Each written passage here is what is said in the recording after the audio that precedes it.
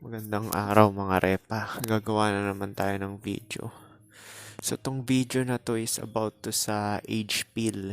Yun, tinatawag natin, tsaka sa gender pill. So, pag-usapan natin to.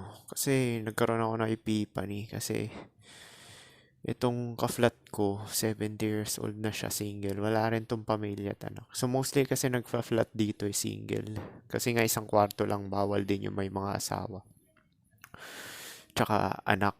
So, mga single mga tao dito. May tatlong babae, the rest, puro lalaki na. Mga single. Although yung iba naman may pamilya at anak din. Kaso sa abroad naman. Sa ibang bansa. So, nagpunta lang sila dito para magtrabaho, mag-beta box nga. Hindi na natin alam kung anong ginagawa ng misis nila dun sa bansa nila, di ba? Kung papatira ba yan or ano. Kasi nga yan, dual mating na yan is, ano yan, horny din yung babae pagka hindi nagagalaw din. So yun nga, pag-usapan natin age pill yan. Kasi tong ka-flat ko dito, 70. Tapos, naghahanap siya ng malilipatan. Nagsusurvey lang siya. Although hindi naman siya pinaalis dito or kami. Kasi may bago na kasing owner ng bahay na to. So yun nga yung nangyari, naghahanap siya. Tapos meron siya nakita doon. Tapos nag-survey siya, nagtatanong-tanong. Sabi nung in-check na babae is, tsaka yung lalaki rin. 2 beses kasi siya bumalik doon eh. Yung isa sabi, hindi bagay sa'yo dito kasi, malayo yung CR, mahihirapan ka umihi. Ayaw na lang sabihin na hindi siya. Tsaka yung isa naman lalaki sabi, ay puro estudyante lang dito. So nag-aalibay lang sila para hindi masaktan yung matanda. Pero naramdaman din ng matanda na na-discriminate siya dahil sa edad niya, dahil sa age. Yan nga yung sinasabi natin. So, sa work din, dyan sa Pilipinas is may age discrimination din yan. Sa Jollibee, yung mga crew dyan is kailangan di ka lalagpas ng 28. Sa PMA din, pag mag-a-apply ka ng PMA para magtrabaho is kailangan bago ka mag 28. So, mas lalong brutal dyan sa Pilipinas ang discrimination. Tapos yung sales lady, wala rin matatandang sales lady. Hindi kagaya sa mga ibang bansa is open sila hanggat kaya mo magtrabaho. Diyan sa Pilipinas, hindi talaga. Kailangan talaga dyan below 20 or kahit early 30s na yun yung napansin ko dyan eh. May nakita ko ba sales lady na 30 na pataas? Parang bihira lang, di ba? Mostly mga nasa 20s lang, ganun. Brutal talaga dyan sa Pilipinas yung age pill. Tapos, pag 45 naman din, tingin ko international na to eh. Mahihirapan na talaga maka-apply ng trabaho. Kaya yung usually na nagiging employee is nag-stick na lang doon sa company nila hanggang mag-retire sila. Lalo na sa government or sa private man yan. Pero sa government, ganun din talaga. So, yun nga yung napansin ko. Yung 40 kasi game over na yun. Pahirapan na talaga mag-i-employ dyan. Kaya kailangan talaga i-secure mo na yung talaga eh. Yung future mo eh. Nang 20 ka pa lang tsaka early 30s. Na buti nakahabol pa ako nung early 30s ko. Na nakaipon din ako ng Tapos, may nabili rin naman ako na bakante na chipipay na lote. Pero parang bangko lang din, ganun. So, maganda talaga ganun yung strategy na talagang i-fast track nyo talaga yung pera. Pwede mo naman pagsabay yung pababae, kagaya ng ginagawa ko. Pero ang main focus mo pa rin talaga is yung survival mo kasi nga, na-foresee ko na nga yan, di ba? Na mawawala rin yung parents mo, maghihiwalay kayo ng landas ng kapatid mo. Tapos, wala ka talagang aasahan kundi sarili mo lang talaga. Mahirap kasi nun pagka lalaki ka. Ang lalaki kasi ang value niya is base sa looks tsaka yung pera eh. Yung na-provide eh. 'Di ba alpha fox, beta box? Obvious na obvious naman talaga. Kung ano yung criteria ng babae, yun din yung value mo sa lipunan. Either alpha fox ka or beta box ka. Yun din tingin sa'yo ng in general, hindi lang babae yan pati kapwa lalaki. Na ano, although hindi mo titirahin yung kapwa lalaki, pero ganun pa rin tingin sa'yo dahil may tsura kayo. Pero yun nga yung sinasabi ko sa'yo, na ang value ng lalaki is dun lang din sa dalawa sa hypergamy ng babae. Pero sa babae kasi mag-exist lang sila.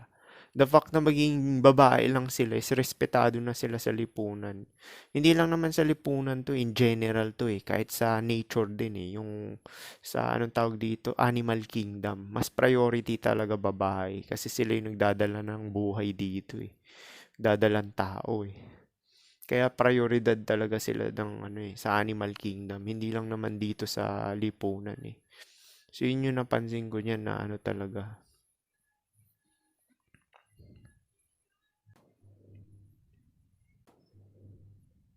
Mahirap talaga maging lalaki sa lipunan ng ano. Or sa buhay din mismo kasi sa'yo talaga ang bulk eh. Ikaw talaga yung ano. Di ba nga nasa Bible yan? Ito parusa ko sa'yo ano. Adan na magtatrabaho ka buong buhay mo. Yeah, sa Bible na yun, di ba? Kasi lahat talaga ng pasanin talagang pasan mo talaga eh. Wala ka namang exclusion kahit papogi ka eh. Kahit papangit ka or average looking ka eh. Yun talaga pasanin sa pagiging lalaki talaga. Bago kayo respeto ng ibang tao, kailangan merong merit, may status ka, may pera ka, tsaka may nagpro-provide ka sa lipunan talaga. Yun nga yung ano, tsaka yung sa isang side, sa Alpha Fox naman, is sa babaeng side naman yun. Na ano, tsaka respeto na rin kung nagtatrabaho ka, kung may upper advantage ka na sa looks. So yun nga yung age pill eh, no? Basta 40 talaga game over na yan sa employment. Kaya yung iba talaga nag-i-stick na lang talaga sa ano eh, sa isang kumpanya eh. Tapos pag mag-business ka naman is talagang ano, pag pagtutuunan mo ng pansin. Kaya nga yung strategy ko talaga, 'di ba sinabi ko sa inyo, tinapos ko yung masteral tsaka midwifery. Tsaka tong nursing na to, kuwari hindi Linas, 'di ba? Or dito sa bansa na to. Pwede naman ako mag-private duty nurse. Ibig sabihin, sisweldohan ka ng 8 oras, mga 2.5 isang bagsak. 8 oras yun, 2.5 na agad yung ano, na bibigay sa'yo sideline. Tapos yung masteral naman, pwede kang mag-teacher noon. Kasi na-foresee ko na rin to na hindi pang habang buhay yung papasok ka talaga sa trabaho. Tapos clock in, clock out. Mapapagod din talaga yung katawan mo pagka 45 above ka na. Kaya yun yung tanning ko hanggang 45 eh. Yung 45 above, kahit anong trabaho yan, basta employee, kahit janitor ka pa, nakakapagod na talaga yan. Hindi na ano yan. Pwede rin ako mag-professor. 'Di ba may masteral naman ako. So, clinical, yung pupunta ka sa mga hospital, tapos titingnan mo na lang yung mga estudyante ng return demo, ganun. Napakadali lang, 'di ba? Kikita ka na per ora naman bayad doon sa ano na yun, sa trabaho na yun. Pero ang main focus ko talaga is paupahan din talaga. Yun talaga, Airbnb. Sinabi ko na sa inyo yan, 'di ba? Airbnb. So, kailangan marami ka talagang ano, backup plan pag lalaki ka eh. Kasi, ano eh, wala ka talagang aasahan eh. Dahil individualistic nga tayo eh. Oo nga, may karelasyon ka dyan babae. Mamaya, Marico Blanco ka, di ba? Tangina, nadali ka ng explorer. Explorer na babae, nag-explore. Finding herself. Tangina kung ganun lang, ang maganda kasi pagpapatulan mo yung batang babae is yung kailangan ka talaga. Yung talagang kailangan ka na hindi siya mabubuhay nang wala ka. Kaya yun yung, kaya pinapatulan ko sub 5 is yung wala talaga siyang ano yung salat talaga, salat. Kasi mabubuhay mo naman din siya eh, kahit pa magkasakit kayo. Dahil syempre, di ba, mas bata yun sa.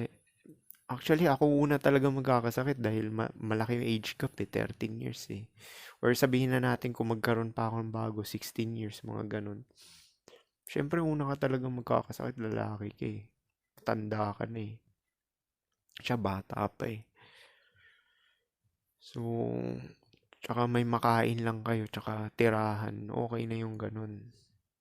Yung si Rico Blanco kasi, nadali siya na nag-explore na babae finding herself, di ba? Artista yun, may pera rin yun eh. So, hindi talaga siya kailangan. Ginamit lang talaga si Rico for experience lang. Tsaka clout. Tawag doon, clout lang yun. Tsaka kilig-kilig dahil crush nga niya nung bata pa yun.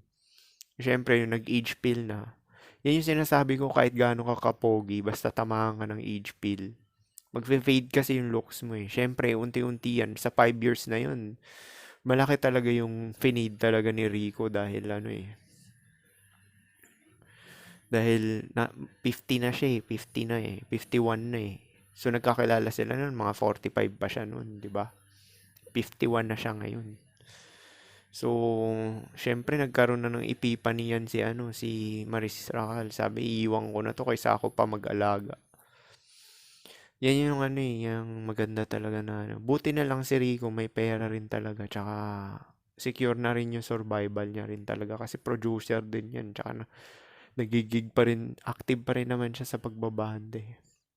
So yun nga, yun talaga yung discrimination eh, pag matanda ka na lalaki. Wala rin tutulong sa'yo kahit kapwa lalaki, hindi ka tutulungan din eh. Parang, kahit sabi mo may barkada ka dyan, syempre, bibigay ka rin ng padulas dyan. Paano kung wala ka talagang pera? Ano pang padulas mo? Hindi ka tutulungan din talaga. Pera na lang talaga kung pareho talaga kayong tambay, magtutulungan at magtutulungan talaga kayo. Dahil dun nakasalalay survival nyo eh.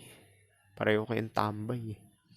Pero mahirap yung ganun mas maganda yung tumayo ka na mag-isa talaga na meron ka talagang pera. Kaya nga yung blueprint na inaano ko, TESDA, ano pa ba, pagpupulis, wag mo lang isasakripisyo sarili mo, no?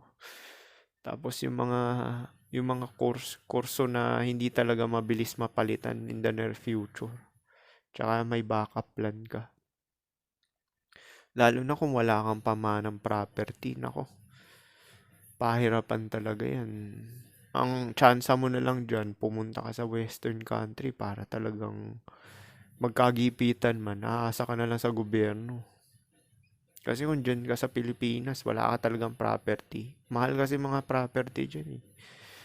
Madugo yan, kahit buong buhay mo yung trabaho, dun lang mapupunta yung pera mo sa property. Maganda kung pamana na yan. Mahirap talaga kumita talaga ng pera sa marangal na paraan. Although may online na tayong tinatawag, pero marami pa rin competition online eh. Biruin mo nga yung FB influencer, nauubusan na nga ng mga content eh. Wala na rin gano'n nanonood dahil corny na eh. So humihina din yung kita niyan. Although, milyon na rin talaga yung kinita nila dahil sa online, di ba? Yung talaga yung maganda eh. Tapos bag mo agad ng property, bili ka ng bahay at lupa talaga. Tapos pa Airbnb mo. Maganda talaga strategy yun eh. Airbnb per day yun eh. Tapos uupa ka na lang ng maglilinis. Ganda strategy yung ganun talaga eh. Kaya itong mga FB influencer, bibili na yung mga property talaga tapos papaupahan nila yan, Airbnb. Or check-inan, di ba? Secure na yung ganun. Basta mahalaga, meron ka lang naman talaga makain tsaka pang extra para pag nagkasakit ka eh. Tsaka pang cope na rin yung mga gadget, di ba? Para hindi ka naman talaga buong oras mo puro sa trabaho. So, brutal talaga yung age pill na yan eh. Tsaka pag nag-40 ka, wala nang papatol na prime age din eh. Alam ko na rin yan. Alam ko game over na rin talaga ng 40 pa. Nagko-comment na ako kay George niyan eh, dun sa Blackpill channel na Hindi na active yun eh, yung George na si George. Yung sa Blackpill. 38 siya nun at that time, ako 36. Na kasi nangangarap pa rin talaga siya magkaroon ng Stacy daw. Tangina yung mga delusional na Merong ibang black pillar talaga na delusional eh. Ako kasi halo-halo sa akin yung truth talaga yung inaano ko talaga eh. Kinukuha ko yung strategy ng mga simp, yung mga red pill na pag-i-improve, tapos sa black pill yung nature. Talagang kino-combine ko lahat. Pero mostly talaga yung nature talagang inaano ko kasi yun talaga walang palya na ano talaga nakikita mo talaga harap-harapan. Alam ko naman yan, di ba sabi nila manage like fine wine. Oo, kung okay yung genetic mo. Tapos sabay may pera ka pa, beta box din labas mo. Ibiruin mo sa akin, sub 5 pumapatol. Tangin na, manage like fine mo sub 5 nga pumapatol sa'yo. Nakakatawa. Although, okay na rin yun. Kaysa wala. Kasi hindi ka naman makakabuntis di ba? Pero yun nga ang sinasabi ko sa inyo. Kasi yung sub 5 din kasi ng mga prime age na babae, ayaw nila pumatol ng mga pogi na kaedad nila kasi walang pera nga dahil nga bata pa. Walang pera yan. Hindi sila papatol ng kaedad nila na ano, na pogi lang, papatira sila doon. Hindi ah. Kaya yung mga sub 5 na mga nagiging nakaka-hook up ko, mababa body count niyan. Pangalawa nila ako or pangatlo na ano, hindi yan papatol talaga ng kaedad nila. Na ano, papatulan niya talaga yung mga may pera na talaga. Tsaka may status or katrabaho, ganyan. Kagaya sa akin. Nag-STEM max ako, status max dahil sa ano ko, profession. Kaya nakakadali pa rin ako kahit papaano. Ganun mag-isip yung babae na yan. Parang ano rin niya. Ano talaga, magulang talaga dahil sila nga yung picker eh. Sila rin namimili. Yun talaga advantage ng gender na pagiging babae, ikaw picker. Pero yun nga, ang maganda lang talaga ipakalat talaga yung pro para ma-frustrate din talaga lahat ng mga babae na ano.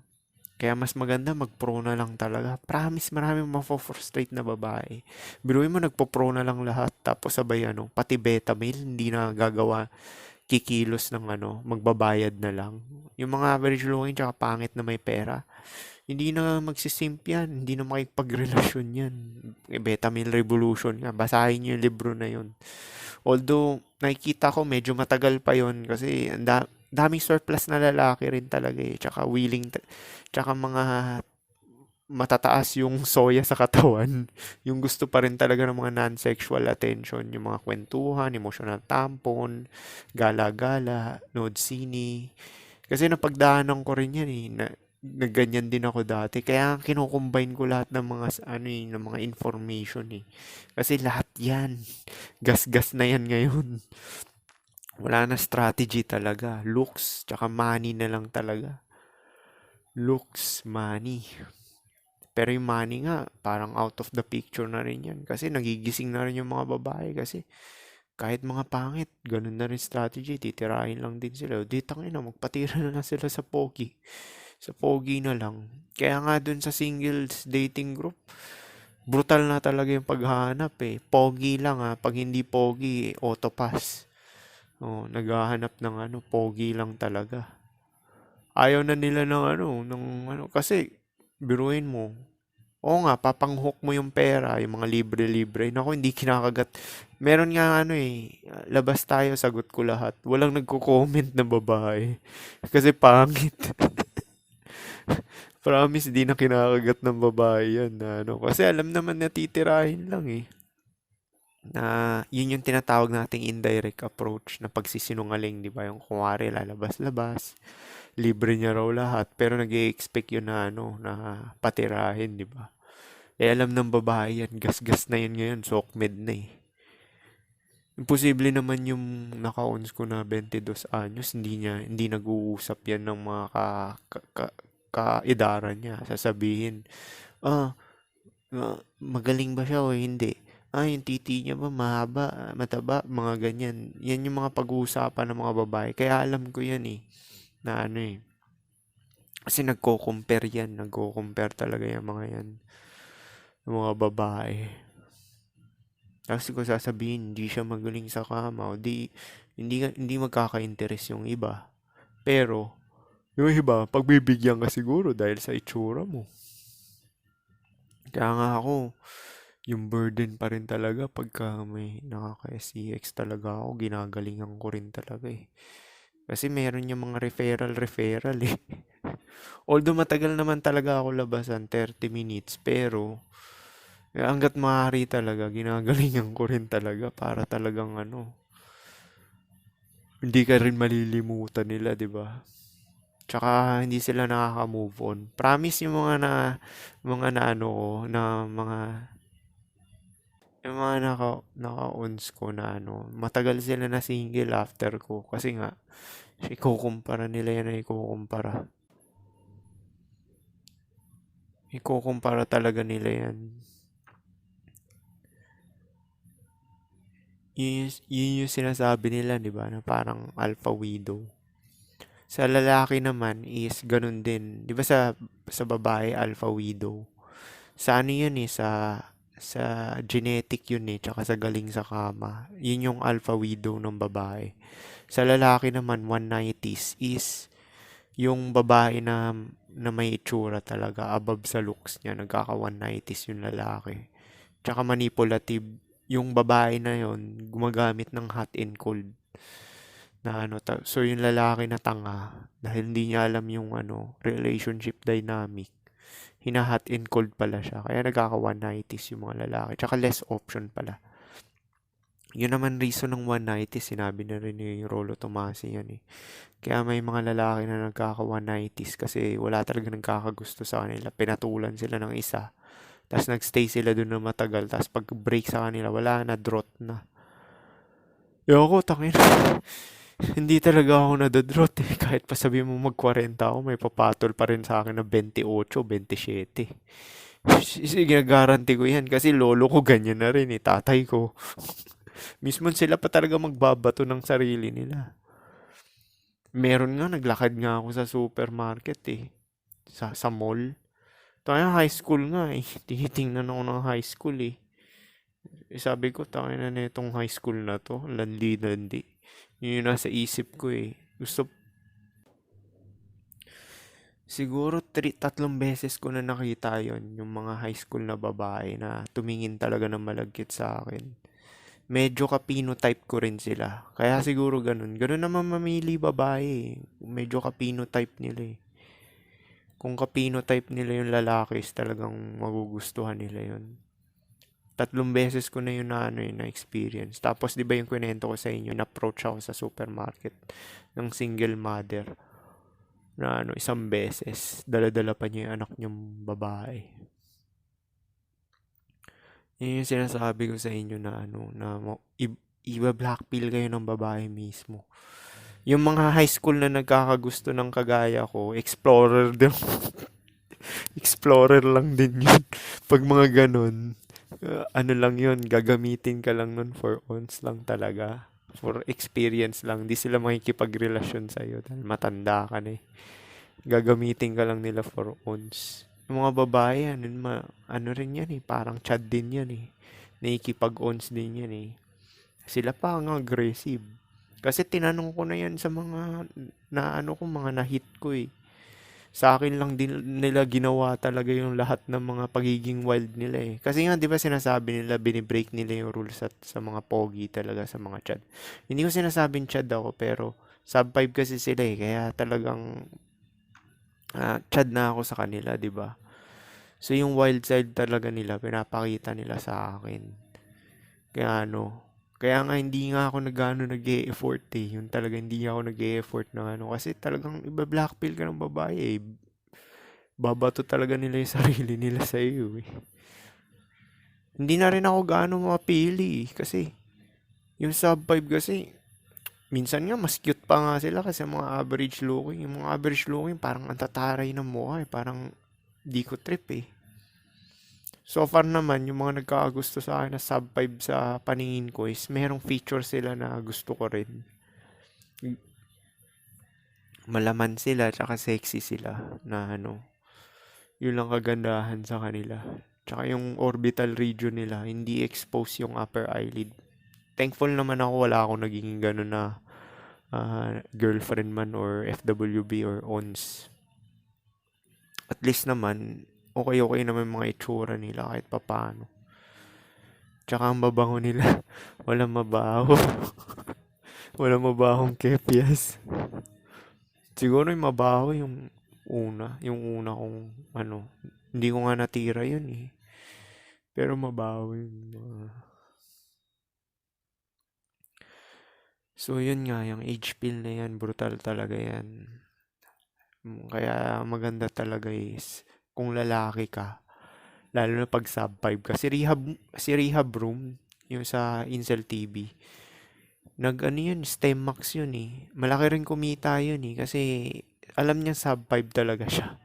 Kaya nag-STEM Max siya. Eh ako, although may tsura ako, nag-STEM Max din ako kasi alam ko talaga na wala kang aasahan talaga eh. Bata pa lang din ako kasi yun eh, yun din yung nag-blackpill sa akin yung buhay mismo kasi nagkakaroon akong kaibigan na squatter tapos nakikita ko sila. Pag salat talaga nakikita mo yung ano yung lifestyle talaga nagnanakaw, mga ganyan, gumagawa ng mga illegal, 'di ba? Kasi halo-halo nga yung mga kaibigan ko eh. Puta kung mayaman, puro mayaman yung ano, puro good side lang, 'di ba? Hindi mo makikita yung bad side, yung underground talaga. Yun yung sinasabi ng mga ano, 'di ba? Yung ibang influencer, sumama ka raw sa ano, sa mga successful. Tangin, puro good side 'yan. Puro good side, hindi mo malalaman yung totoong grind, yung bad side. Paano ko mabibigyan ng motivation eh? Puro motivation yan, puro good side. Yung mga gusto mo lang marinig, yung paparinig sa'yo yan. Hindi yung totoong brutal truth talaga na nangyayari. Kagaya ng Lukisim, di ba? Sabi niya, pera-pera lang labanan. Pera-pera lang labanan. Wala naman sa looks yan. Nasa pera lang yan. Na ano. E putya, kahit nga yung sabihin mong manage like fine wine, tingnan mo yung itsura nila. May nakita ka bang panot? May nakita ka bang maliit talaga na 5'2"? Wala ah. Tangina. Huwag mo akong pinagluloko dito. Yung manage fine wine na yan is may pera yan na may itsura pa kahit average looking man. Huwag mo nga akong pinagluloko dyan. Sabihin pera-pera ang labanan. Tangina, manage like fine. Yung mga tanga naman, nagpaniwala. Yung sinasabi na manage like fine wine, pinapakita nila sa picture is yung kagaya nila Dan Bilzerian, tapos sabi yung Leonardo DiCaprio, may mga itsura yung mga yun eh. Kaya hindi ako naniniwala dyan sa manage like fine wine na yan. Si Betabox pa rin talaga yan. Na may itsura. Kasi yun na lang yung value niya eh. Substitute sa itsura eh. Although papatulan pa rin siya dahil complete yung genetic niya nag-hold pa rin. Pero may pera kasi siya eh. Yun lang naman yun eh. Kaya naman pinapatulan yan. Pero yung 40 years old, yun talaga yung ano eh. Sa babae, 30, di ba? Sabi nila yung wall. Sa fertility yun, yung sa babaeng side. Pero, may papatol at may papatol pa rin dun. Dami-daming uhaw na lalaki eh. Tsaka drought talaga yung zero eh. Pero yun nga, dahil sa black pill, pinapakalat ko na yung pag-pro. O tsaka, marami mapo-frustrate na babae talaga dahil magpo-pro na lang. Tangina, ito, isipin mo to.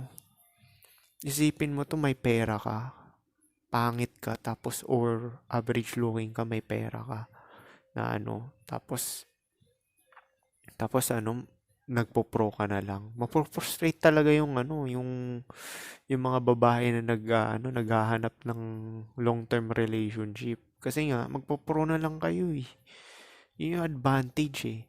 Eh sa red pill, culture ship, hindi mo maiiwasan, uhaw eh. Uhaw eh. Hindi mo maiiwasan yung testosterone. Pwede. Pwede. Pakainin mo na soya yung mga lalaki everyday. Para ano, bumaba yung testosterone. Hindi tumigas. Hindi tigasan. Bumaba yung sex drive. Hindi naman ganun eh. Kung nasa 20s ka pa lang, talagang mataas testosterone mo. Ang maganda talaga, mag-pro na lang talaga. Pucha, kung pinakalat mo yung ganun, yung magpo-pro, mag-i-expect na lang yung mga babae. Wala nang LTR, kawawa. Kawawa na lang sa nila. Actually, pag nag-pro yung mga average looking, tsaka mga pangit, advantage ko rin yun. Kasi babato talaga nila advantage ko rin yun dahil sa looks ko. Ibabato rin nila yung mga Mga average looking na gusto ng LTR, tsaka ano, makikipag-hookups na lang yun sa mga pogi lang din talaga. Which is nangyayari na yan ngayon dahil nga dun sa dating apps tsaka sa ano, sa online nakikita mo naghahanap na talaga sila ng ano, pogi na upfront na talaga. So pangontra diyan, pangontra, pro ang pangontra diyan. Para ano, pera-pera na labanan talaga. Madadaig mo pa yung beta box provider tsaka yung nakikipag-ons na ano na alpha superior genetic. Kasi ano ba mau-ons niyan? Sub 5. Kaya alam ko yan, yung mga pogi dyan na nag-ano, sinungaling yan. Tangina puro sub 5 yan or bump lang sa sub 5 ng onte pero sub 5 pa rin. Hindi ako nagpapaniwala dyan. Kaya sinasabi ko sa inyo priority nyo yung survival nyo talaga, yung pera talaga. Kasi, tangina 40 talaga yan, yung golden age sa lalaki talaga. Lahat papatol sa'yo ng prime age niyan pagka 40 ka na. Mismo na mismo dun sa katrabaho ko. Kaya naman kita pinatulang kasi hindi ka pa 40 eh. Na ano hindi ka pa, tsaka hindi ka, mukha ka pa naman bata, sabi sa akin. Kaya naman nakipag-hook up sa akin yun dahil ganun eh. Biruin mo. Siya na yung pinaka ma- mataas na age gap na naka-hook up ko. 16 years. Kasi 22 siya, di ba? 16 years. Para ako ng ano yun. Para ako ng anak, di ba? Para ako ng anak na ano. So, paano? Yun lang yung epipani ko talaga kasi yung ka-flat ko eh.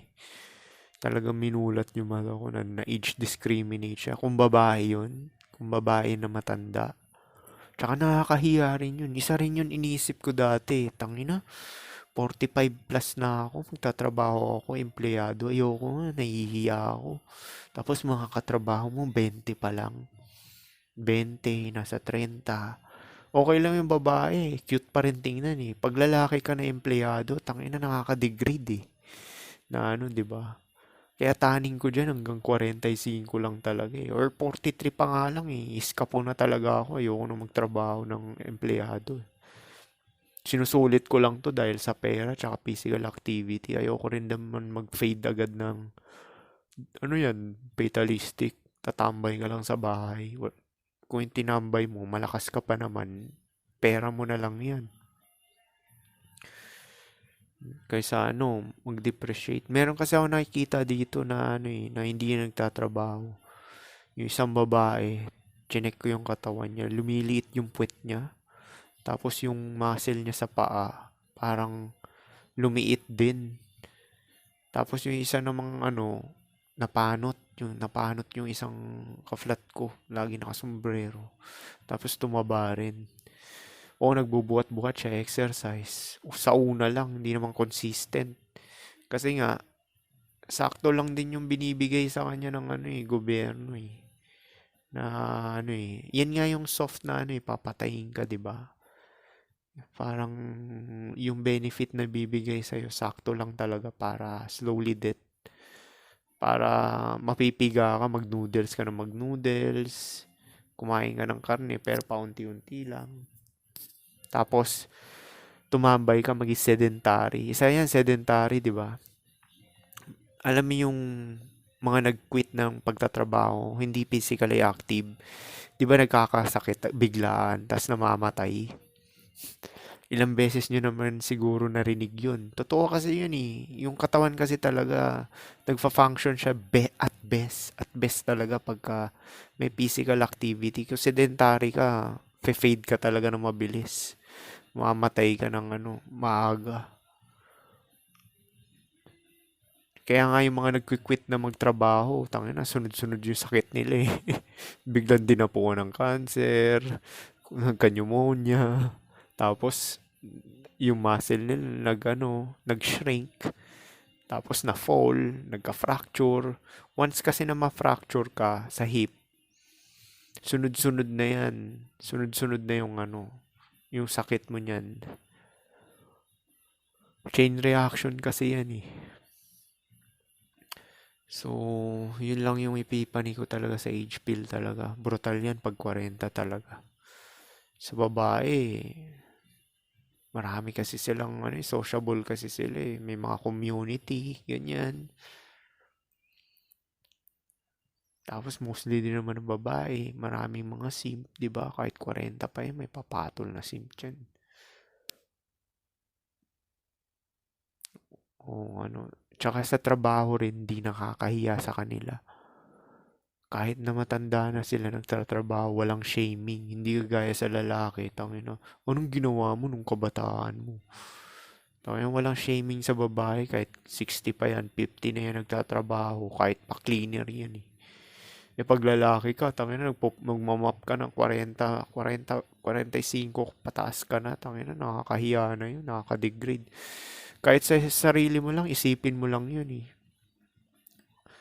Yun talaga target ng karamihan lalaki sa utak natin.